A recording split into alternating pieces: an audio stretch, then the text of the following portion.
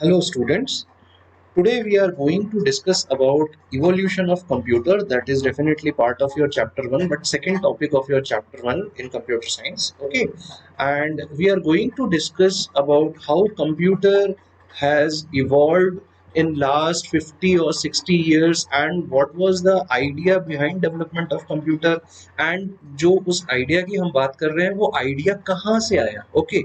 सो उस आइडिया की भी डेवलपमेंट की पीछे एक बहुत बड़ी स्टोरी है. So that we are going to discuss today. Okay. In your topic that is what your evolution of computer as a whole. Okay. तो देखो, whenever we talk about evolution of computer, तो क्या होता है कि evolution में सबसे पहले आपको ये जानना चाहिए कि what is the meaning of this term evolution. Okay, what is evolution? So gradual growth. What do you mean by evaluation? Gradual growth.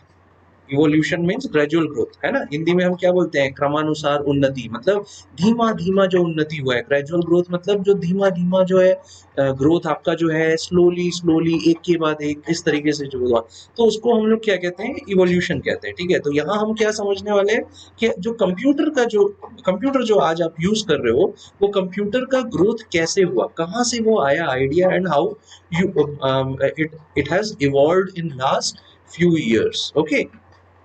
Now, जब भी हम evolution को पढ़ते हैं ना, whenever for computers we are reading it, so there are different ways to express it. But to summarize, actually what we are trying to say is that how the evolution, because of evolution, how the size of your computer has changed, है ना? And what are the basic developments that have been done in this particular have been under progress in this particular field, means computer के field में कौन कौन से developments हुए, size of computer कैसे reduce हुआ, है ना? And what are the different technologies or what is the impact or what are the different impacts of those technologies in the evolution of computer as a whole. तो basically क्या है कि ये जो 3 पॉइंट्स होते हैं ना, इसी में आपका जो इवोल्यूशन है ये समराइज होता है. बट इसके डिफरेंट वेज ऑफ एक्सप्लेनेशन है. ठीक है. तो मैं आपको जो यूज करने वाला हूँ इवोल्यूशन का जो एक्सप्लेनेशन देने वाला हूँ वो एक्चुअली क्या है कि मैं आपको in terms of years end devices के टर्म्स में बताऊंगा कि कौन सा ईयर में कौन सा डिवाइस डेवलप हुआ एंड उस डिवाइस वो डिवाइस करता क्या था एंड उस डिवाइस से फिर नेक्स्ट डिवाइस का आइडिया कैसे आया. Okay. So you see, let's start. Okay. So if we talk about your evolution means period, so first of all जो हम device की बात करते हैं, so first device जो हम बात करेंगे that device is known as what? Abacus. Okay, it is known as abacus. Okay. Now ये जो abacus था ना ये 500 BC है ना, वहां पे वो यूज होता था. It's a very old device. Okay. And if somebody asks you कि what basically this abacus is, so you can straight away say that it is a mechanical device. What is abacus? It is a mechanical device. Now what do you mean by mechanical device? भाई mechanical device का मतलब ये होता है कि आप अपने hands का यूज करके या आप किसी मशीन का यूज करके आप जो है क्या कर रहे हैं, कुछ ना कुछ आगे पीछे ऊपर नीचे कर रहे हैं, है ना? तो कुछ मैकेनिक्स का यूज हो रहा है तो मैकेनिकल डिवाइस हुआ. तो मैकेनिकल डिवाइस है तो डेफिनेटली इसका कुछ पर्पस भी होगा. सो एबेकस एक्चुअली इसका जो पर्पस क्या था कि ये सिंपल मैथमेटिकल कैलकुलेशंस में इसका यूज होता था. Simple mathematical calculations. ओके. कौन कौन से कैलकुलेशंस हो सकते हैं? Addition, subtraction. ओके. इसमें जो है ना आपका ये एबेकस यूज होता था. अभी आपका क्वेश्चन होगा सर ये एबेकस जो है एकदम नई टाइप की चीज आपने बता दी, ये हमने बिल्कुल आपने देखा है. ये कभी मत सोचना कि भाई एबेकस आपने नहीं देखा है, ये आपने देखा ही देखा है. और इसका एग्जाम्पल कैसे आप देख सकते हैं? आप बचपन में एबेकस को as a child you have used as a toy. Okay, so I can show you the diagram of it and you will understand. Okay, so this is an abacus. This particular figure what you see over here, this is your abacus. This one. Fine. तो यहाँ पे आप देखो, यहाँ पे क्या है, ये ऊपर ये जो यहाँ पे आपको कुछ राउंड राउंड दिख रहे हैं ना, ये सब बीड्स. इनको क्या कहते हैं? इनको हम लोग कहते हैं बीड्स. ठीक है. इनको हम लोग क्या कहते हैं? बीड्स कहते हैं. ओके. BEADS beads. अब ये बीड्स जो होते हैं ना वो अलग अलग जो है आपके रॉड्स है ना, उस पे ये सारे बीड्स होते हैं, ठीक है। अब आपको क्या करना होता है अबेकस में, अगर एडिशन करना है तो आपके पास क्या है, देखो ये पार्टीशन है ना, ये एक पार्टीशन यहाँ पे दिख रहा है, ये जो पार्टीशन है आपको अगर एडिशन करना है तो आप जो है, अगर मान लो ये 1 1 बीड है और आपको 1 + 1 करना है तो एक बीड को ऊपर ले जाओ तो 1 + 1 कितना हो जाएगा, 2 हो जाएगा। अगर आपको इसमें से सब्ट्रैक्शन करना है तो एक बीड को आप इस पार्टीशन से नीचे कर दो तो ऊपर जितना बचेगा वो आपका सब्ट्रैक्ट होने के बाद आंसर होगा। सो this was actually the first device, okay, that is considered, जहां से आपके कंप्यूटर का या फिर आप कहें कि कंप्यूटिंग की स्टार्ट हुई। ओके, कंप्यूटर का बेसिकली वर्क क्या है, कंप्यूटिंग करना है ना, तो आपकी जो कंप्यूटिंग है वो स्टार्ट हुई यहां से, अबेकस, ठीक है। Again the second device that we must actually look into, the second device after abacus is known as pascaline, ठीक है। इसको क्या कहते हैं हम लोग, पास्कलाइन कहते हैं। ये आपका 1642 में ये डेवलप हुआ। किसने डेवलप किया इसको, डेवलप किया ब्लेज पास्कल, एक साइंटिस्ट थे, उन्होंने डेवलप किया इसको। Who was the scientist, his name was Blaise Pascal.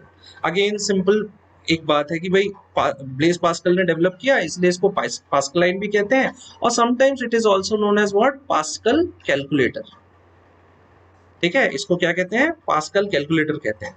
अब आपका बहुत सिंपल सा क्वेश्चन होगा कि सर अब अगेन कोई अगर मुझे कह दे कि पास्कलाइन क्या है तो आप क्या कहोगे, तो इट इज एक्चुअली, और it was actually a mechanical calculator, ठीक है। मैंने पहले क्या बताया, एक डिवाइस बताया, ये क्या है, कैलकुलेटर है।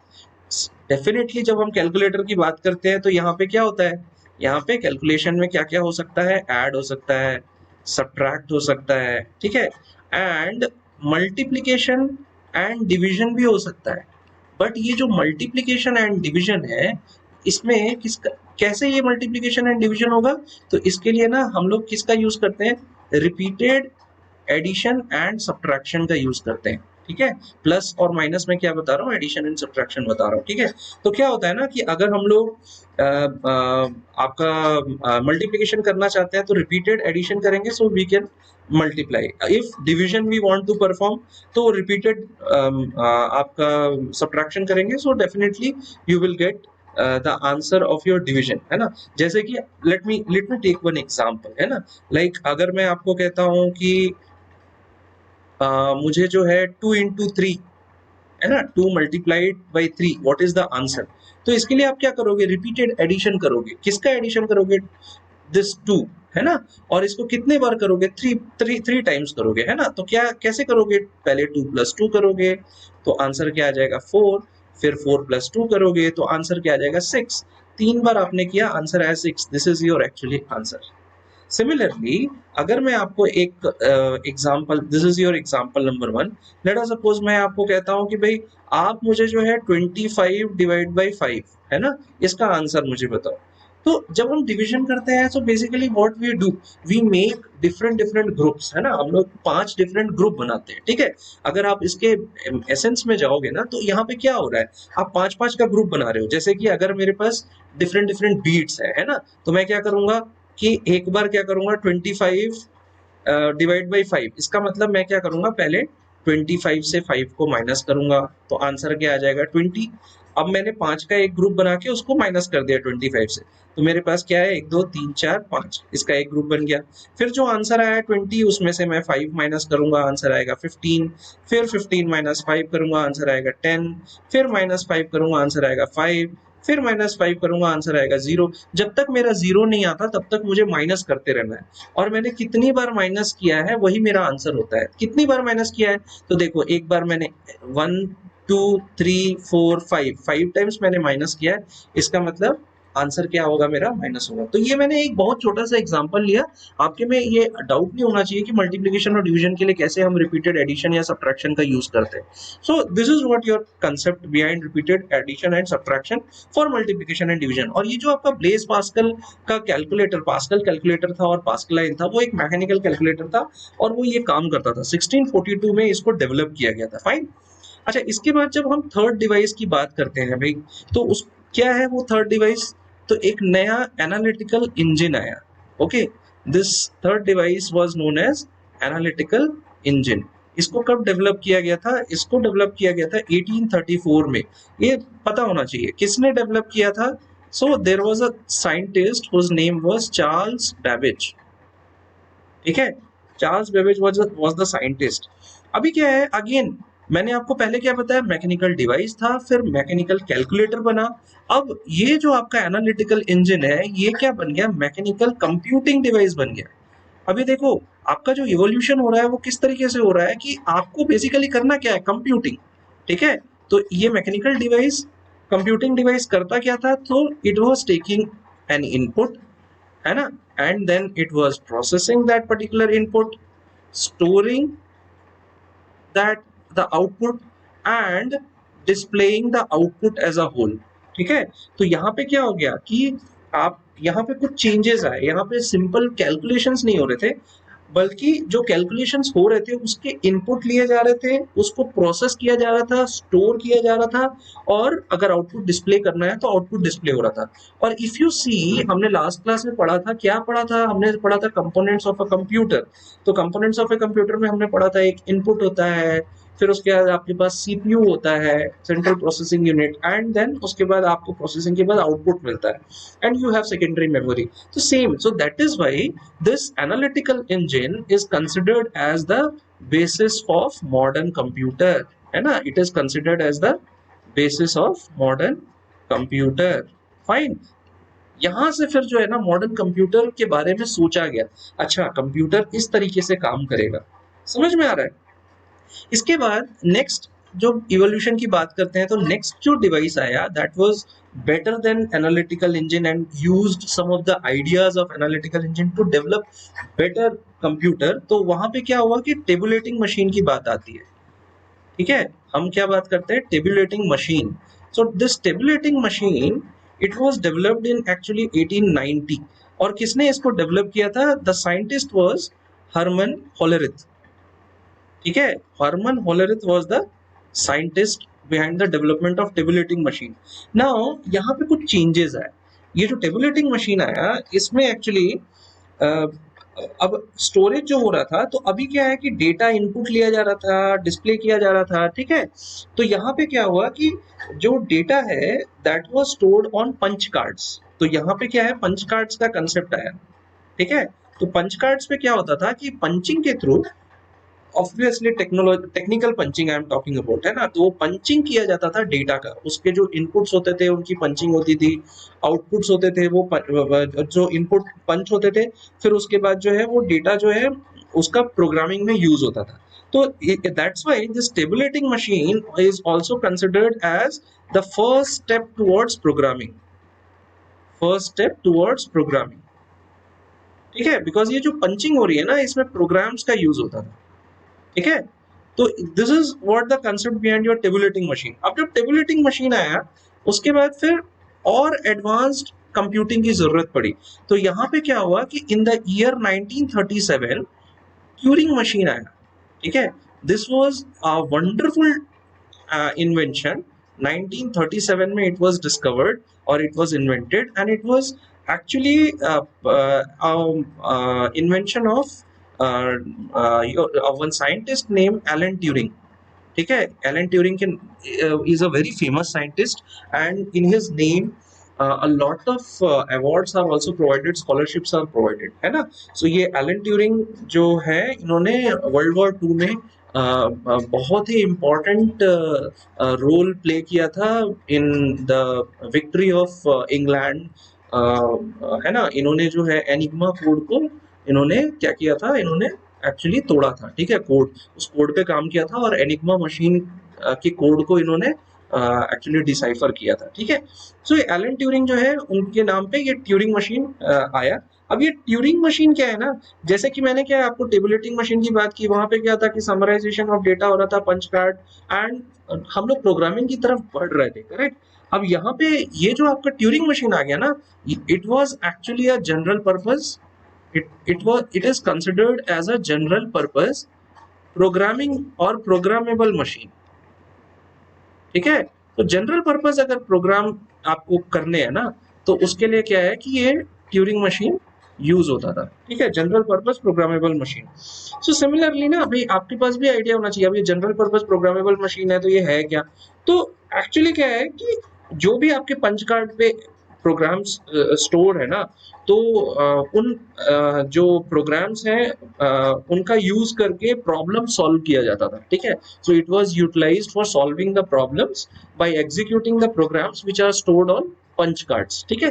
तो इससे क्या हुआ कि आपके एक नया इवोल्यूशन आया, एक नया आई शुड से रिवोल्यूशन आ गया। वो रिवोल्यूशन क्या था कि भाई अब हम प्रोग्रामेबल मशीन की बात कर रहे हैं, है ना। अब देखो जब स्टार्ट हुआ था तो उस समय मैकेनिकल वर्क हो रहा था, अब धीरे धीरे हम लोग जो है ना प्रोग्रामेबल मशीन की तरफ बढ़ रहे हैं, है ना।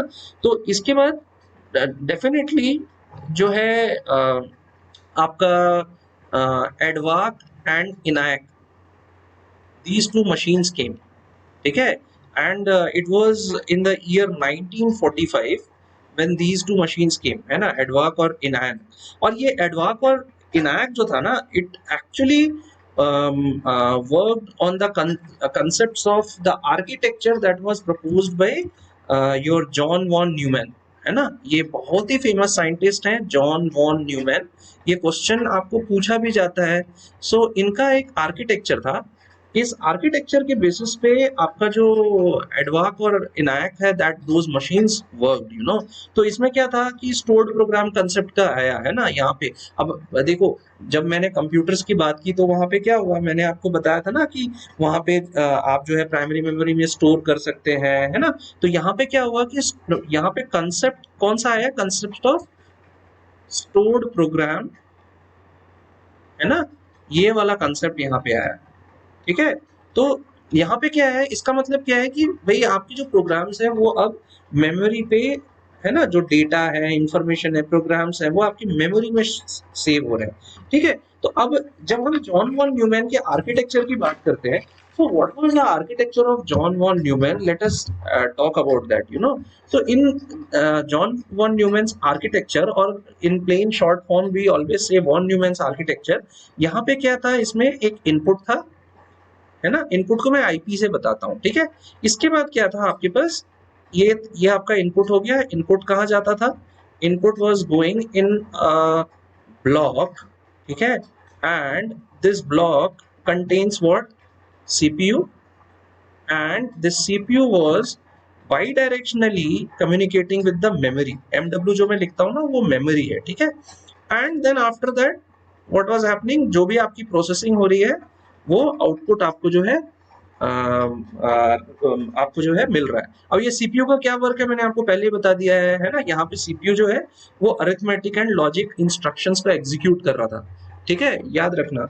अभी क्या है, इसको अगर आप जस्ट एनालॉजी इसका लगाओ आप किसके साथ, जो आर्किटेक्चर मैंने पिछले क्लास में एक्सप्लेन किया है, तो उस आर्किटेक्चर में भी सेम कंसेप्ट था कि इनपुट था, मॉडर्न कंप्यूटर का कंपोनेंट आर्किटेक्चर जो है ना, इनपुट था, सीपीयू था एंड आउटपुट था, similar. So this was the actually architecture of von Neumann, ठीक है। तो वॉन न्यूमैन जो जो ये आपका इनायक है ना, तो इनायक जो है, एडवाक and इनायक, they actually worked on the this particular on the concept of this particular computer. What is this ENIAC? So advac ENIAC actually क्या था, it was the first binary programmable computer, है ना, first binary programmable computer, ठीक है। ये question ना आपके GK में भी पूछा जा सकता है, इसलिए this questions are very important, है ना। तो इनायक क्या था, first binary programmable computer. ENIAC का फुल फॉर्म क्या होता है, electronic numerical integrator and computer, ठीक है, electronic numerical integrator and computer. अब क्या हुआ, एडवाक इनायक की बात हो गई। अब इसके बाद एक्चुअली, अब देखो मैं आगे बढ़ने से पहले आपको कुछ डायग्राम्स बताता हूँ, तो इससे क्या होगा, आपको ना पता चलेगा कि क्या हो रहा था। सो देखो I discussed about Pascaline, so this was Pascaline, है ना, ये पास्कलाइन था। इसके बाद यू कैन सी कि भाई एनालिटिकल इंजन आया, ठीक है। अब देखो ये सब क्या है, मैकेनिकल डिवाइसेस थे, है ना। फिर देखो टेबुलेटिंग मशीन आया। सो ये सब कितने बड़े बड़े कंप्यूटर, मतलब कंप्यूटिंग डिवाइसेस हुआ करते थे, करेक्ट। फिर उसके बाद क्या हुआ कि एलन, ये this is actually wrong, this is wrongly written, this is Turing machine, ठीक है, दिस इज ट्यूरिंग मशीन। सो अब ये ट्यूरिंग मशीन में आप देख, यहाँ पे क्या हुआ कि यहाँ पे आपका जो अब हम बता रहे थे कि फर्स्ट स्टेप टुवर्ड्स प्रोग्रामिंग है, तो that started with this particular Turing machine, है ना। And then after that you can see this is एडवर्क। अब देखो कितने बड़े मशीन्स हुआ करते थे, है ना। एंड उसके बाद क्या है कि इनैक्ट, ये कितने बड़े मशीन्स हुआ करते थे देखो। और इसमें क्या है, the concept of vacuum tube was there, है ना। अभी वैक्यूम ट्यूब टेक्नोलॉजी जो थी ना, उसके कारण जो है आपका कंप्यूटर का जो साइज हुआ करता था ना, एक एक कमरे में कंप्यूटर जो है रखा जाता था, ठीक है। और आजकल क्या देख रहे हो आप, कंप्यूटर्स जो है वो बहुत छोटे छोटे टेबल्स पे आप रख सकते हो, है ना। हैंड हेल्ड डिवाइसेस आ गए हैं आपके पास। तो भाई कुछ ना कुछ तो हुआ होगा ना हिस्ट्री में, जिसके कारण आपके कंप्यूटर की साइज जो है वो रिड्यूस हो गई, ठीक है। आप देख सकते हो ये कितना बड़ा साइज है, ये देखो पूरा एक रूम को कैप्चर कर रहा है ना। एंड इसको रिड्यूस करने के लिए जो टेक्नोलॉजी आई, that I am going to discuss next. Okay, so what is that technology known as? So उस टेक्नोलॉजी को हम लोग कहते हैं ट्रांजिस्टर्स,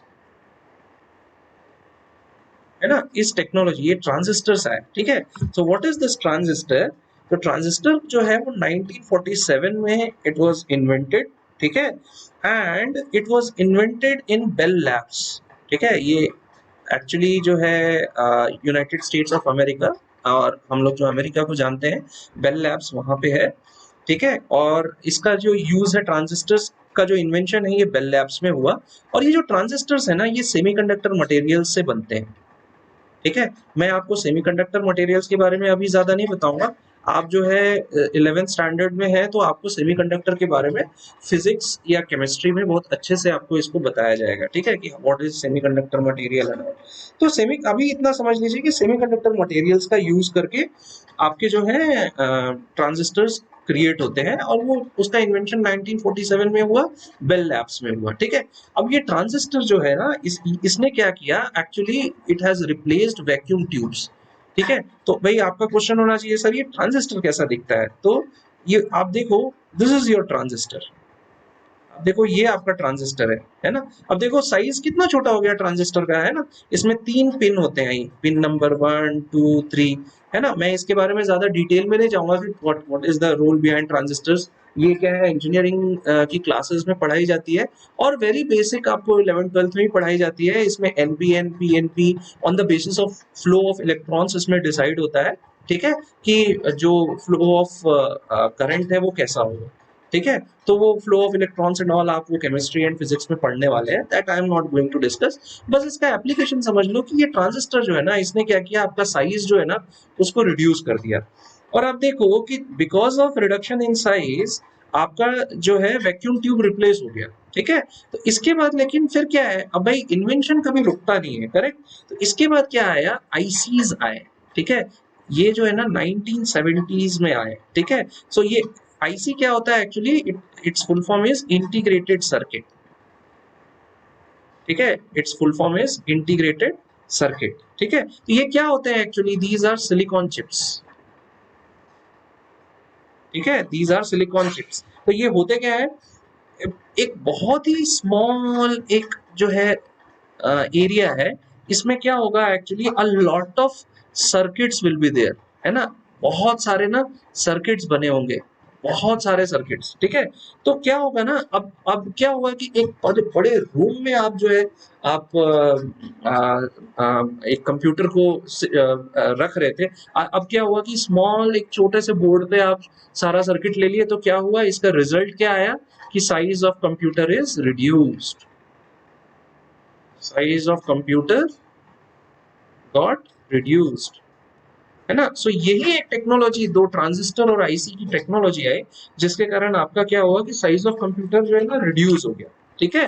अब देखो भाई आपको ये भी पता होना चाहिए कि आपका जो आईसी है वो दिखता कैसा है। देखो ये आईसी होता है, ठीक है। देखो क्या है, आईसी में बहुत सारे पिंस हैं, इस साइड भी एंड दैट साइड भी, इस साइड भी बहुत सारे पिंस हैं और इस साइड भी बहुत सारे पिंस हैं। अब ये पिंस को क्या करते हैं ना, मैं आपको बताया था ना सिलिकॉन चिप की बात, तो देखो ये बहुत सारे आईसीज जो हैं ये एक बोर्ड पे लगे हुए हैं, ठीक है ना। तो ये बोर्ड जो है ना, ये कभी कभी हम लोग इसको जो है, बिकॉज ये बोर्ड सारा इंपॉर्टेंट वर्क करता है, तो इसको हम लोग कभी कभी क्या कहते हैं, इसको हम लोग मदरबोर्ड भी कहते हैं। तो मदरबोर्ड होता क्या है, तो मदरबोर्ड में आप जो है सारे इंपॉर्टेंट जो कनेक्शंस होते हैं, इलेक्ट्रॉनिक सर्किटरीज होते हैं, वो आपके मदरबोर्ड पे सिचुएटेड होते हैं। ओके, तो ये देख लो आप, ये आईसी है, ये आईसी है, so many ICs are on this. And उसके बाद जब टेक्नोलॉजी एडवांस्ड हुई तो सिलिकॉन चिप्स जो है इस तरीके से आजकल मिलते हैं, है ना। ये क्या है एक्चुअली कि अब बहुत ही स्मॉल स्मॉल तो, जो है इसमें इस तरीके से इन्वेंशन हुआ कि बहुत ही छोटे साइज के बोर्ड पे and sometimes thousands and lakhs of ICs are getting embedded. तो ये क्या है ना, एम्बेडेड आईसीज कहलाते हैं, ठीक है। तो you see when we talk about the invention of ICs, so definitely अब इसके बाद क्या है कि भाई इनके इंटीग्रेशन की बात मैं आपको बता रहा हूँ ना, एक छोटी बोर्ड पे आप कितना ज्यादा से ज्यादा आप जो है अपने आईसीज को आप क्या करोगे, मतलब सिचुएट करोगे, आप उसको जो एम्बेड करोगे, है ना। So you can just connect it. तो यहाँ पे क्या है ना, एक्चुअली कुछ नए कंसेप्ट्स आए। What are those concepts? So one is known as LSI, ठीक है, second is VLSI, third is SLSI. So what is LSI? Large scale integration, ठीक है, large scale integration, this is your LSI। जब हम लोग VLSI की बात करते हैं, so it is very large scale integration, है ना। and what is SLSI? super large scale integration। now what is the difference? अभी देखो कि तुम्हारा पूरा जो CPU है ना, वो एक सिंगल चिप पे आ गया LSI के थ्रू, ठीक है, लार्ज स्केल इंटीग्रेशन, ठीक है। ये जो सिंगल चिप पे आ गया ना, इसी चिप को हम लोग क्या कहते हैं, माइक्रो प्रोसेसर कहते हैं। तो मैं आपको माइक्रो प्रोसेसर के बारे में अभी आने वाले क्लासेस में बताने वाला हूँ।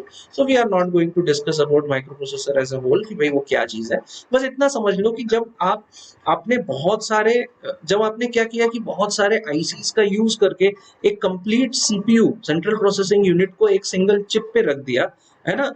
You just made it in such a way that so many ICs combined and they are making your CPU to be situated on a single chip। तो वहां पे इस जो सिंगल चिप पे हुआ, इसको हम लोग क्या है, माइक्रो प्रोसेसर कहने लगे, है ना। अभी VLSI में क्या हुआ कि यहाँ पे क्या हुआ कि 3 मिलियन कंपोनेंट्स, आप जो है ना 3 मिलियन कंपोनेंट्स, 30 लाख कंपोनेंट्स। अब आप देखो कितना हो रहा है, 30 lakh ICs and different electronic components आप एक चिप पे रख दे रहे हो, है ना। तो VLSI अभी क्या है, सिमिलरली जब हम लोग सुपर लार्ज स्केल इंटीग्रेशन की बात करते हैं, तो यहाँ पे क्या हो रहा है कि एक साथ सिंगल आईसी पे 106 कंपोनेंट्स रख दे रहे हैं, है ना। यहाँ पे क्या हो रहा है कि एक सिंगल आईसी पे, मतलब यहाँ पे क्या हो रहा है कि एक चिप पे 3 मिलियन आईसीज आप रख रहे हो, यहाँ पे क्या कर रहे हो, एक आईसी पे 106 कंपोनेंट्स पर आईसी हो रहे हैं, है ना। और ऐसे बहुत सारे आईसीज जो है वो पर आईसी हो रहे हैं, और ऐसे बहुत सारे आईसीज जो है आपके इंटीग्रेट होके एक सिलिकॉन चिप बनाते हैं, ठीक है। तो यहाँ पे एक्चुअली क्या हो रहा है कि ये जो आपका डेवलपमेंट हुआ ना 1970s के बाद, ये डेवलपमेंट जो है आपका 1970s से स्टार्ट होके ये 1980s तक चला, ठीक है। मतलब ड्यूरिंग दैट होल डिकेड, है ना, आपका 1970s से 1980s के दौरान आपका क्या हुआ कि ये जो इवोल्यूशन है इन टर्म्स ऑफ आईसीज, और कैसे हम ज्यादा से ज्यादा आईसी को एक सिंगल चिप पे रख सकें, ये सारा काम क्या हुआ 1970s एंड 1980s में हुआ। अभी आपका क्वेश्चन होगा कि ये सारी चीजें हम कर क्यों रहे हैं, है ना, कर क्यों रहे हैं। तो देखो, इसके आंसर के पहले मैं आपको एक 1965 में एक साइंटिस्ट है जो जिनका नाम है गॉर्डन मूर, ठीक है, गॉर्डन मूर। तो इन्होंने क्या किया, इन्होंने मूर्स लॉ दिया, ठीक है।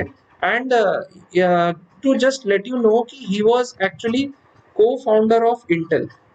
जो आप इंटेल कंपनी की बात करते हैं, मैं आपको, अगर आपने कभी नहीं सुना है तो मैं आपको बता दूं, ये इंटेल जो है ना, ये इंटीग्रेटेड चिप्स बनाती है, सिलिकॉन चिप्स बनाती है, आपके जो है माइक्रो प्रोसेसर्स बनाती है, ठीक है। तो ये इंटेल जो है आज की डेट में फ्रंट रनर है in the field of chip development, है ना। तो ये जो गॉर्डन मूर है वो को फाउंडर थे इंटेल के, एंड उन्होंने क्या किया, एक मूर्स लॉ दिया, ठीक है। अब ये मूर्स लॉ क्या कहता है, मैं आपको ये बता देता हूँ। मूर्स लॉ कहता है कि जो नंबर ऑफ ट्रांजिस्टर्स है ना, योर नंबर ऑफ ट्रांजिस्टर्स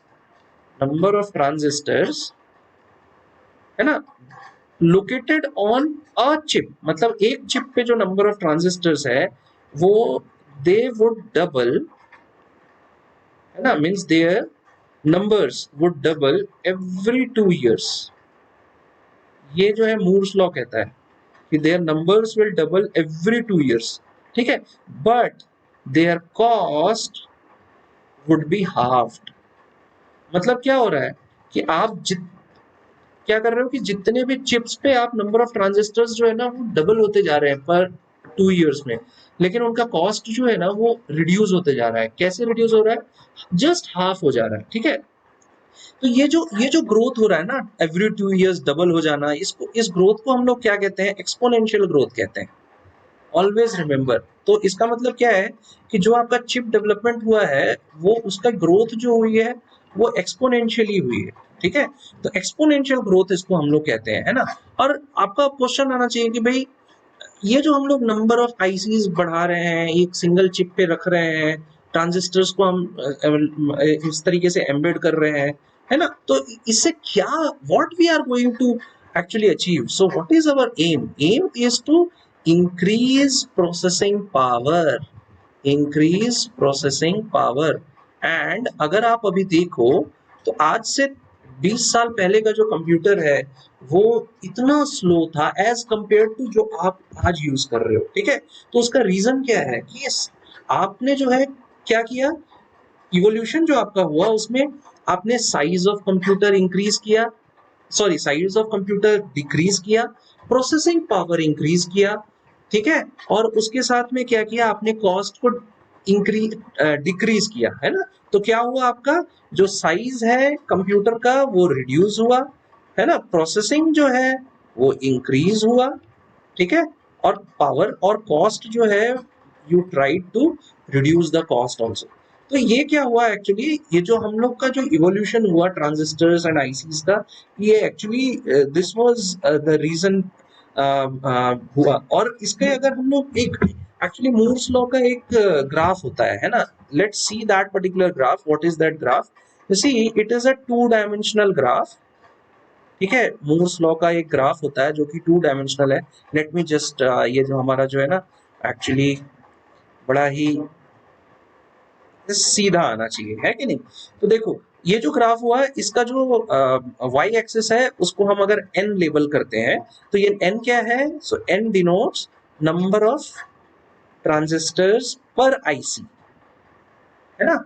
मतलब एक आईसी पे, इंटीग्रेटेड चिप पे आपने क्या किया, कितने नंबर ऑफ ट्रांजिस्टर्स आपने जो है ना उसमें एम्बेड किए, उसमें लगाए, है ना। So that N is denoted over here. And जो आपका एक्स एक्सिस है वो ईयर्स बताता है आपको, ठीक है। तो इसका मतलब क्या है कि ईयर बाय ईयर कैसे डेवलपमेंट हुआ है ना।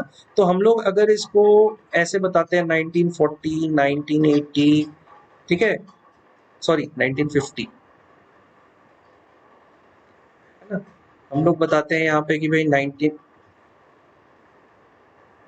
तो 1950 1960, एक एक डिकेड ले लेते हैं हम लोग, है ना। ये Moore's law is very important. हाँ, 1980 1990 2000, ठीक है, इसके बाद 2010, हम लोग एक एक डिकेड ले ले रहे हैं, 2020, है ना। हम तो इसमें क्या हुआ कि एक्चुअली स्टार्ट हुआ कहाँ से, वैसे नॉर्मली ग्राफ कहाँ से स्टार्ट होता है, जीरो से स्टार्ट होता है, लेकिन यहाँ किससे होगा, वन से। उसका रीजन क्या है कि आपका जो भाई पहला ट्रांजिस्टर बना, जीरो ट्रांजिस्टर तो पहले था ही, हम तो वन से स्टार्ट करेंगे ना, पहला ट्रांजिस्टर कब बना, ठीक है। तो और आपका जो एक्स एक्सिस है वो क्या है कि भाई आप, मैंने आपको बताया ना एक्सपोनेंशियल ग्रोथ हुआ, है ना, डबल होते चला गया, ठीक है। तो ये 100 1000 10,000, है ना, 100,000, ऐसे ऐसे इंक्रीज होते चला गया, ठीक है। तो अब ऐसे 100,000 1000 है ना, 10 लाख 20 लाख, है ना, 100 लाख 1 करोड़, है ना, 10 करोड़ 100 करोड़, ऐसे करके बढ़ते चला गया, ठीक है। तो क्या है, पहला जो आपका ट्रांजिस्टर है ना, वो मैंने आपको क्या बताया था कि भाई आपका पहला ट्रांजिस्टर जो बना वो यहाँ बना। इसके बाद क्या हुआ, यहाँ से इसकी ग्रोथ जो है ना इस तरीके से बढ़ेगी, ठीक है, इसकी ग्रोथ जो है ऐसे यहाँ पे ऐसे बढ़ेगी, ठीक है। तो आपका जो है डिफरेंट डिफरेंट इंटेल ने क्या किया, different different micro processors launch किए, ठीक है। जैसे अगर आप 1960s 70s की हम जब बात करते हैं तो वहाँ पे 4004 नाम का माइक्रो प्रोसेसर आया। उसके बाद फिर 8086 माइक्रो प्रोसेसर जो बहुत इंपॉर्टेंट है वो आया, 286 आया, है ना। ये सब क्या है, इंटेल के माइक्रो प्रोसेसर्स है। फिर 386 आया, फिर 486 आया, फिर 486 बहुत दिन तक चला, ठीक है। उसके बाद फिर क्या हुआ, पेंटियम माइक्रो प्रोसेसर आया, ठीक है, पेंटियम। फिर उसके बाद क्या है, पेंटियम 1 आया, फिर पेंटियम 2 आया, ठीक है, फिर 3 आया, फिर उसके बाद पेंटियम 4 आया, ठीक है। उसके बाद क्या हुआ, ड्यूरिंग आपके कोर टू डीओ आया, इसके बाद कोर टू डीयूओ, उसके बाद फिर i5, देन i7 आया, ठीक है। तो एक्चुअली क्या है कि ये ग्राफ थोड़ा सा आगे बढ़ गया है, बट 2010 में जो है आपका Pentium and all Core two Duo and i7 जो है इट इज बिटवीन 2010 टू 2020, है ना। जो डेकेड 2010 से 2020 के बीच में है, उसमें ये पूरा काम आपका जो किसका हुआ, आपका मूर्स लॉ। ये क्या है, ये ग्राफ ऑफ मूर्स लॉ, जो मूर्स लॉ बताता है ना वो ये बताता है, ठीक है। ये ग्राफ जो है it is the result of Moore's law, ठीक है। जो लॉ था, तो if somebody asks you what is that law, so number of transistors on a chip would double every 2 years and the cost would be halved, है ना। that is what the Moore's law is, ठीक है। अब देखो कि भाई अब हमने क्या बात कर लिया कि कंप्यूटर की साइज डिक्रीज हो गई है ना। अब हम देखते हैं कि देखो अब फर्स्ट पीसी कब बना, ठीक है। तो देखो this was the first PC. IBM ने क्या किया, अपना पहला पर्सनल कंप्यूटर लॉन्च किया। आप देखो ये कैसा दिखता था, बहुत बड़ा सा ऐसे डब्बे जैसा था ना। उस समय सीआरटी होता था, कैथोड रे ट्यूब। आजकल जो आप टीवी टेलीविजन यूज करते हो वो एक्चुअली क्या है, एलईडी एलसीडी एलईडी टेक्नोलॉजी पे है ना।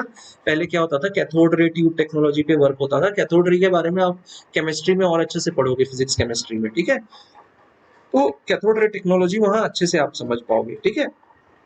तो क्या होता है कि आपका जो ये फर्स्ट पर्सनल कंप्यूटर आया, ये आपका आईबीएम ने निकाला एंड ये 1981 में। ये आईबीएम जो है ये एक कंपनी है जिसका फुल फॉर्म क्या है, इंटरनेशनल बिजनेस मशीन। 1981 में इन्होंने क्या किया, पहला अपना जो है पीसी निकाला। ये होम पर्पस के लिए था, मतलब होम यूजर के लिए, ठीक है। पहला आया, बहुत कॉस्टली था, ठीक है। इसके बाद क्या है कि आपका जब आईबीएम ने निकाला तो फिर एक कंपनी आई जो बहुत फेमस है, आप उसका नाम आजकल जानते हो आईफोन के लिए। वो कौन सी कंपनी है, एप्पल, ठीक है। तो ये देखो, ये जो आपका जो कंप्यूटर है ना, ये एप्पल का फर्स्ट कंप्यूटर है। एप्पल कंपनी ने अपना फर्स्ट कंप्यूटर लॉन्च किया था, ठीक है। कब लॉन्च किया था इसको, 1984 में लॉन्च किया था, ठीक है। तो ये कौन सा ऑपरेटिंग सिस्टम यूज करता है, मैक ऑपरेटिंग सिस्टम यूज करता है, ठीक है। तो ये 1984 में लॉन्च हुआ। अभी देखो यहाँ पे मैं आपको एक बात बताना चाहता हूँ। एक होता है सीएलआई, एक होता है जीयूआई, ठीक है। तो सीएलआई क्या होता है, CLI expands to command line interface, command line interface, ठीक है। इसमें क्या होता है, कमांड लाइन इंटरफेस क्या होता है, वो एक्चुअली जो ऑपरेटिंग सिस्टम था, Unix operating system, DOS operating system, ये सब ना कमांड लाइन इंटरफेसेस थे। मतलब क्या है, आपको ना कीबोर्ड से कमांड्स देने पड़ते थे इसमें, ठीक है। इसके बाद जो आपका जीयूआई है ना, इसको क्या कहते हैं, इसको कहते हैं graphical user interface, graphical user interface. अभी देखो मैं आपको कितना बढ़िया लाल पीला नीला काला ऐसे डिफरेंट डिफरेंट कलर्स का यूज करके पढ़ा रहा हूँ ना। तो ये जो आपको यहाँ पे दिख रहा है पढ़ते समय ना, ये ग्राफिकल यूजर इंटरफेस है, ये जीयूआई है, दिस इज नॉट सीएलआई। ये कमांड लाइन इंटरफेस नहीं है। अगर मैं आपको कीबोर्ड से टाइप करके कुछ कमांड्स लिखता और देन एग्जीक्यूट होता ना, तो वो क्या कहलाता, कमांड लाइन इंटरफेस कहलाता। और जो जीयूआई है, जो जीयूआई का डेवलपमेंट हुआ, ग्राफिकल यूजर इंटरफेस का डेवलपमेंट हुआ, it was actually developed. And इसका सबसे बड़ा एग्जांपल कौन है, माइक्रोसॉफ्ट है इसका सबसे बड़ा एग्जांपल। इसने क्या किया, एक बहुत बड़ा रिवोल्यूशन लाया। पहले क्या होता था, यूनिक्स और डॉस बेस्ड ऑपरेटिंग सिस्टम पे वर्क होता था, ठीक है, कमांड लाइन। फिर ग्राफिकल यूजर इंटरफेस आया, मतलब क्या हुआ, कीबोर्ड के साथ साथ कीबोर्ड रहेगा लेकिन उसके साथ साथ क्या हुआ कि आपका माउस का यूज स्टार्ट हुआ, ठीक है।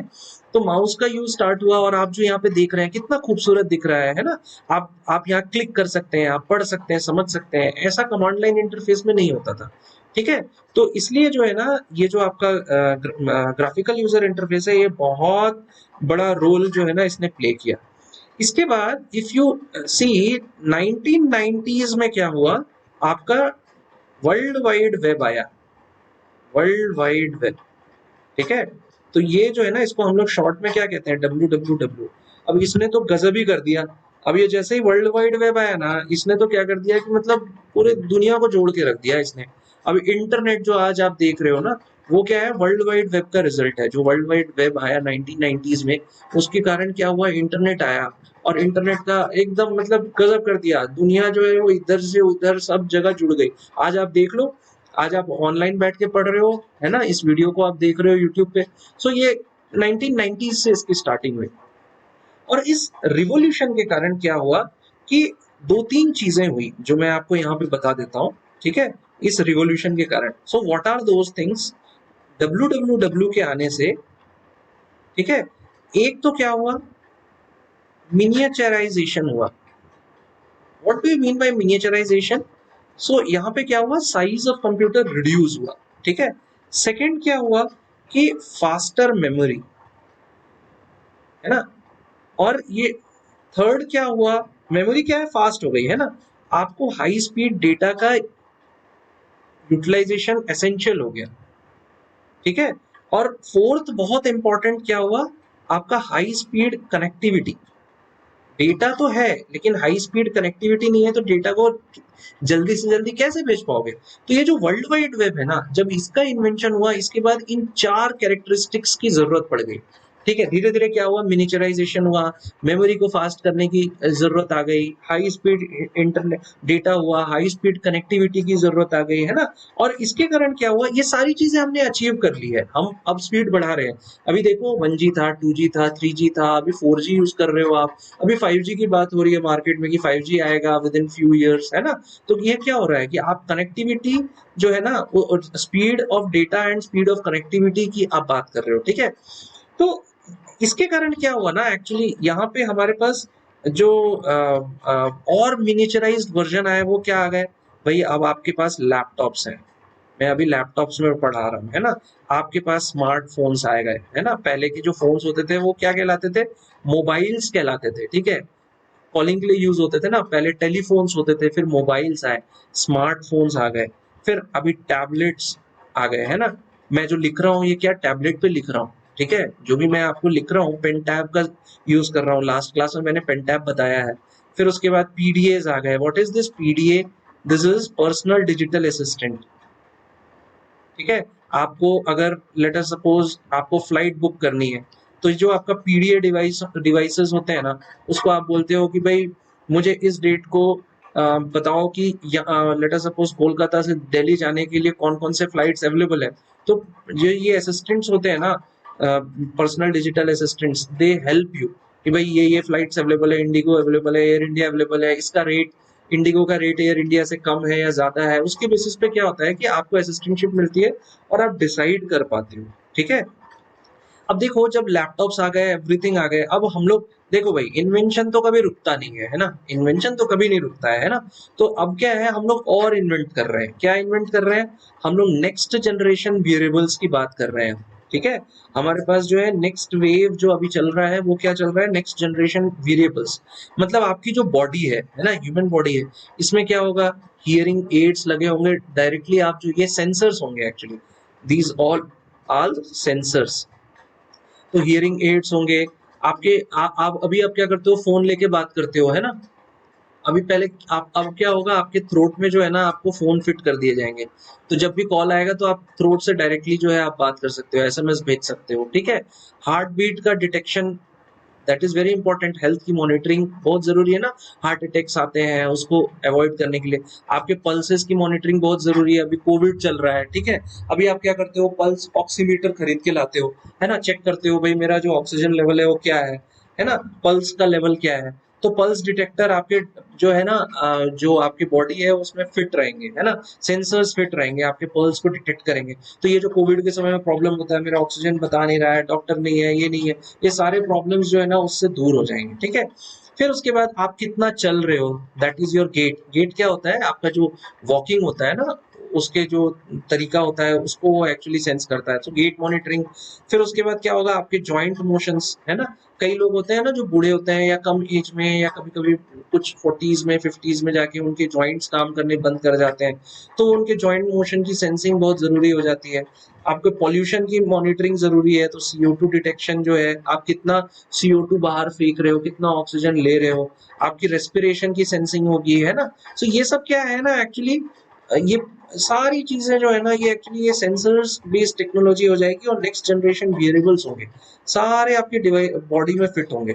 सिमिलरली आप देख सकते हो इस डायग्राम में भी आपका थॉट कंट्रोल होगा, वायरलेस की ईयरबड्स होंगे, है ना, आप आपका हेल्थ पोस्चर, आपके जो है फैशन, है ना, आप कौन से कपड़े पहने हो उसके बेसिस पे आप, आपका बॉडी कौन सा है, आपको कौन से कपड़े चाहिए, है ना, कौन से कपड़े आपको फिट करेंगे। फिर बायो सेंसर्स लगे होंगे। What is this bio sensors, आपको अर्ली वार्निंग दिए जाएंगे कि भाई आपका हार्ट रेट बहुत कम हो रहा है, इसको आप नॉर्मल करो, आप एक्सरसाइजेस करो। आपके फुटवियर्स के बारे में जो है आपको डिटेल्स आएंगे, है ना, आपके रिस्ट बैंड, ठीक है, रिस्ट बैंड क्या क्या बताएगा आपको कि भाई स्मार्ट वॉच, आजकल स्मार्ट वॉच आ गया है ना, आप चलते रहते हो और आपको बताते रहता है कि इतना calorie you have actually gone through this much of calorie, है ना, you have burnt 100 300 150 200 calories, you walked for 3000 steps today, है ना, आपने इतनी बाइसिकलिंग की है। तो ये सारी चीजें, स्किन में क्या होगा, आपके जो है फ्लेक्सिबल इलेक्ट्रॉनिक्स एम्बेड कर दिए जाएंगे, चिप्स एम्बेड कर दिए जाएंगे, आपकी ऑगमेंटेड और वर्चुअल रियलिटी के प्लेटफॉर्म्स होंगे। आप अपनी आंख पे चश्मा लगा के, आप वर्चुअल रियलिटी क्या होता है, आप अगर ध्यान से अगर देखो तो आप जब कभी कभी आप मॉल्स जाते हो, अभी तो कोविड हो गया भाई, ये कोविड ने तो सारा मॉल्स वॉल सब बेकार कर दिया, पूरी जिंदगी बेकार कर दी हम लोगों की, है ना। ये कोविड जल्दी चले जाए भाई, आप लोग सब मनाया करो। तो जब आप जाते थे मॉल्स में जाते हो तो देखे होगे भाई, गेम शॉप्स में एंड ऑल आपको जो है एक चश्मा पहना दिया जाता है और आपको ऐसी फीलिंग आती है जैसे आप ही गाड़ी चला रहे हो। तो that is what the virtual reality is, है ना, augmented reality and virtual reality, है ना। आप क्या करते हो, अभी चश्मा पहनते हो, चश्मा पहनने की जरूरत नहीं होगी आने वाले समय में, टोटल कॉन्टेक्ट, आज भी कॉन्टेक्ट लेंसेज अवेलेबल है, लेकिन क्या है कि कॉन्टेक्ट लेंसेज अवेलेबल होंगे, वो कॉन्टेक्ट लेंसेज आपको जो है ना इवन ये भी करेंगे कि भाई एक पर्टिकुलर ट्री है या एक पर्टिकुलर बिल्डिंग है, वहां से आप कितनी दूरी पे हो, वो सारा इन्फॉर्मेशन ना आपको कॉन्टेक्ट लेंस आपको दिखाते रहेगा। कैसे, जैसे आयरन मैन की मूवी देखे होगे ना, आयरन मैन की मूवी में आपको वो पूरा दिखाता है ना, आयरन मैन को बोलता है भाई टारगेट इतनी दूर है, इतनी दूर से आपको रॉकेट छोड़ना है, इतनी दूर आपको जो है उड़ के जाना है ना। तो ये सारी चीजें क्या है, ये नेक्स्ट जनरेशन सेंसर्स की बात होती है, ठीक है, नेक्स्ट वेव की बात होती है जो बहुत इंपॉर्टेंट है, फाइन। तो देखो आज हमने क्या सीखा, आज हमने इवोल्यूशन ऑफ कंप्यूटर की बात की। इवोल्यूशन मतलब कहाँ से हमने शुरू किया और आज हम कहाँ पे हैं और कल हम और क्या सोच रहे हैं आगे करने का, ठीक है। So that is what the evolution. और आप देखो ये सेंसर्स की बात हो गई, तो इसमें क्या हो रहा है, कंप्यूटर और कम होते जा रहे हैं, है ना, छोटे होते जा रहे हैं कंप्यूटर्स, है ना, बहुत छोटे छोटे चिप्स डिजाइन हो रहे हैं। और उन कारण क्या है कि भाई आपने जो वेरी लार्ज स्केल इंटीग्रेशन और सुपर लार्ज स्केल इंटीग्रेशन किया, उसके कारण जो है ना ये सारे जो है आईसीज और चिप्स, बहुत छोटे छोटे चिप्स में बहुत सारे ट्रांजिस्टर्स आ रहे हैं, एंड बिकॉज ऑफ दैट आप बहुत सारे जो है नेक्स्ट जनरेशन वर्क्स हैं जो आप कर पाओगे because of these small small variables, है ना। तो ये हमने आज क्या है, इवोल्यूशन ऑफ कंप्यूटर देखा। अभी हम लोग अगले वीडियो में अपने कंप्यूटर की मेमोरी के बारे में समझेंगे, ठीक है। तो हम मिलते हैं नेक्स्ट वीडियो में। Thank you very much for listening to me. Have a nice day.